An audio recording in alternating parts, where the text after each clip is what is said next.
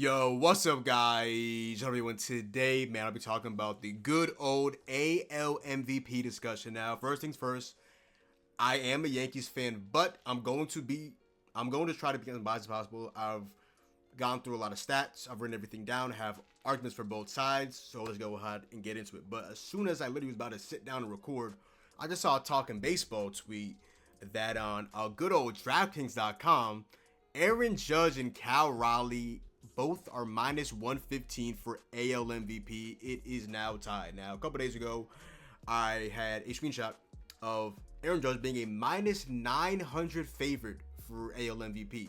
And now on DraftKings, it's both tied at minus 115, which is just absolutely absurd.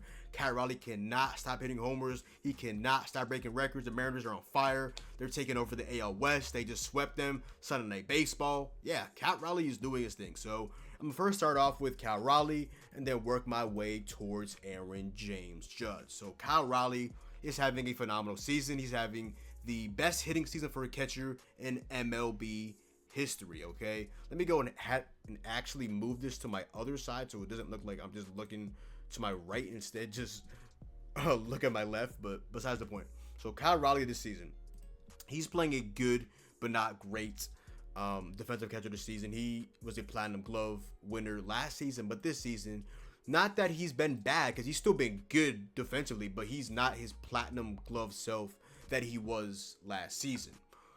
But the catching position is a very physically demanding position. He's manning one of the best starting rotations in baseball right now, with obviously Ace Brian Wu, Logan Gilbert, George Kirby's a damn good 3-4 right now is Luis Castillo, who I'm a little bullish on. And number 5, Bryce Miller, who's undoubtedly having a down season.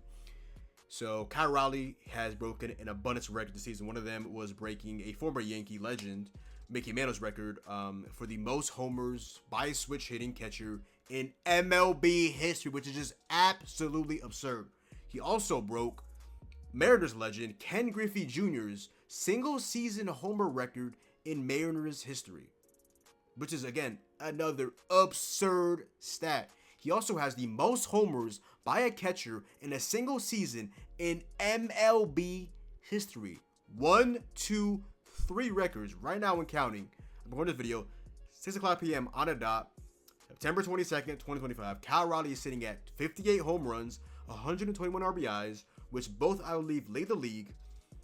And he also has a 161 WRC plus. Mind you, a 100 WRC plus is a league average hitter. He is 61% better than the league average hitter. He also has a 949 OPS. Mind you, last year, he had, 34 homers and a 749 OPS. He has been a million times better this season. He also, if you're a WAR guy, which I am, F4 or B WAR, by the way, 8.8 F4, and he's played in 153 games this season.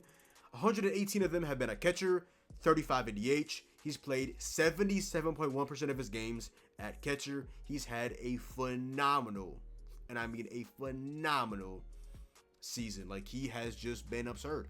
He also hits in the hardest ballpark in the MLB, according to Ballpark Factor on Baseball Savant, with a 91 park factor score. Mind you, 100 is league average.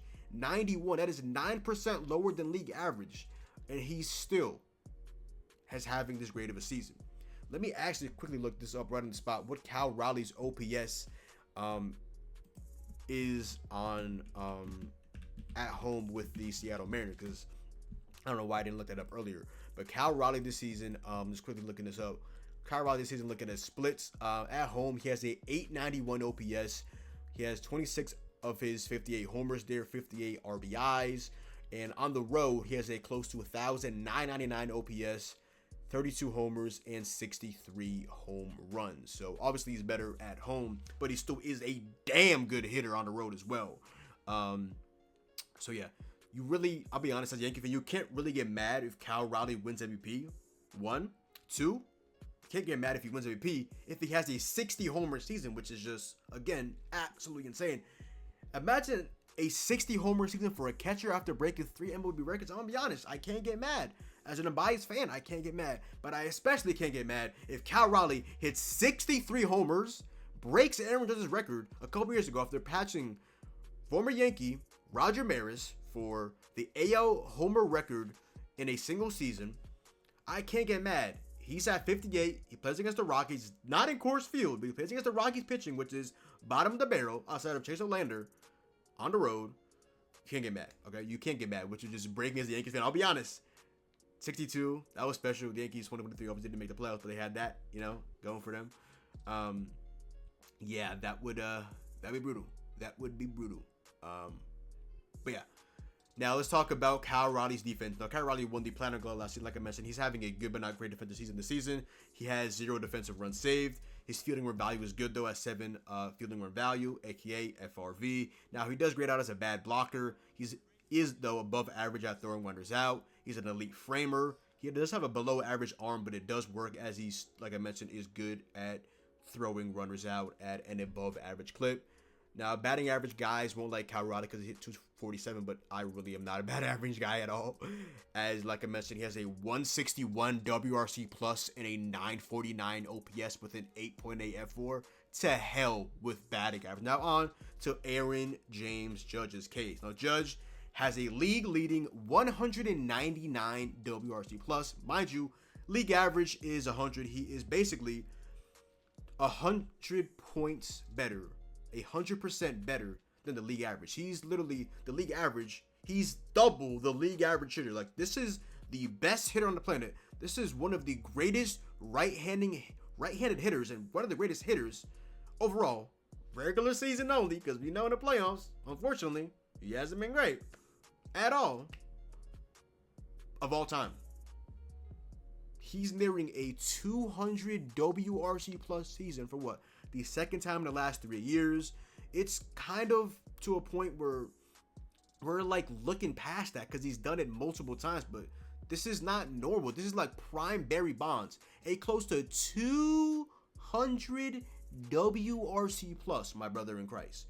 Next point, he also has a league leading 1.123 OPS on base plus slug, the percentage that you get on base and slug. The doubles, triples, homers. That's Aaron Judge. He also on the season, while missing games because of it was his shoulder, 49 home runs, 105 RBI. I'd be like, oh wait, maybe we dock Judge a little bit back because he missed games and Kyle Raleigh really hasn't. Well, Aaron Judge has played in 145 games this season, while Kyle Raleigh has played in 153. So you're gonna dock him over 8 games? Up to you at the end of the day. He also has a league leading 9.2 F4 over Kyle Raleigh while playing in 8 less games. And he also is leading the league. Again, I'm not a batting average guy, but he does lead the league in batting average at 326. Second is A's rookie shortstop Jacob Wilson at 318. And third, I believe, is Bo Bichette of the Toronto Blue Jays shortstop, hitting 311. So I just went down. Hopefully, Bo is good. And yeah, like I mentioned, I'm not a be-all, end-all batting average guy, but I did have to point that out. Out of his 145 games this season, Judge has played 89 of them in right field, 56 at DH. So if you want to dock him for playing more DH, okay. He's played 61.3% of his games in right field, and the rest have been at DH. He has 3 DRS and 2 OAA in right field. Like I mentioned with Kyle Raleigh, he's a good defender, but not great. Last year, he was terrible in center field. You saw points he wasn't diving for the ball, so that kind of skewed a little bit. And then obviously the meme, dropping the ball, not looking at it, and the beginning. But people don't mention that Garrett Cole gave up a back-to-back 2-run hits to Teoscar Hernandez, I believe Freddie Freeman. Though nobody talks about that, or Anthony Rizzo just not going on first base. In Garrett Cole also having a brain fart with Rizzo and not communicating on getting the ball to first base, and it continued. And we all know what happened at the end of the day. But yeah, also. People are like, oh, Aaron Judge is hitting in Yankee Stadium. Yankee Stadium is actually tied for 12th in park factor at 100, which is league average. You obviously don't have the short porch and right and left field, but center field, right center field, left center field. It's a lot of balls literally to the center. Pause. They're not easy to get out of. It's a lot of balls die at the warning track, especially to that right center, left center, and obviously center field. Yeah, it's not great at all. Like, people are like, oh, a homer in Yankee Stadium is two rows there, but in this stadium it's not gone. But then you look at center field, like, it has this. Every stadium has their own nooks and crannies. At the end of the day, you feel what I'm saying? But yeah, they are 12th in park factor at 100. Makes it a league average place to hit at, behind Coors Field, Fenway Park, Chase Field, Great American Ballpark, Target Field, Angel Stadium, Kauffman Field, Lone Depot, where the Marlins play. Target, obviously, where the Twins play. Chase, obviously, where the Diamondbacks play. Kauffman, where the Royals play. National Park, where obviously the Nationals play. Dodger Stadium, where the Dodgers play. Citizens Bank Park, where the Phillies play. Inside with Truist Park, where the Braves play.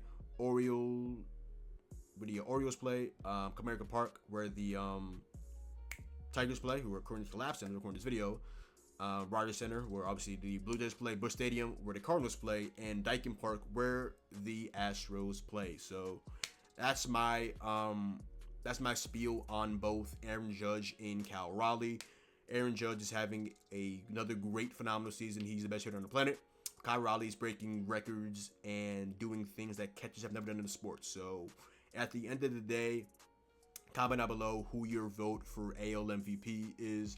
Maybe a slight bit of bias, but I wouldn't be mad. Again, if Cal Raleigh hits 60 homers, I obviously would want Judge to win, but I can't be irate if he hits 60 homers, breaks his record especially, and wins MVP. And people are like, oh, I was having a conversation. Oh, the Mariners are going to the playoffs and they're leading the AL West. Well, they would be third in the AL East if they played in the AL East, and the Yankees would be leading the AL West if they played in the AL West.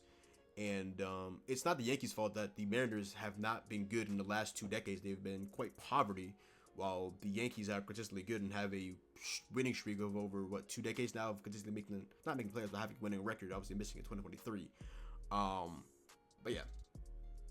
Long story short, they could go to anybody. It's really a toss-up. I'll be honest. It really could go either way for both guys. Like, at the end of the day, like, I'll probably side with Aaron Judge, but if Cal Raleigh hits 60 or 62 homers again, or 63, especially past Aaron Judge, I can't be like, we just rob Aaron Judge of MVP. But Aaron Judge right now is the best hitter in the planet, or the best player in the planet, probably second if Ohtani's pitching like he is currently.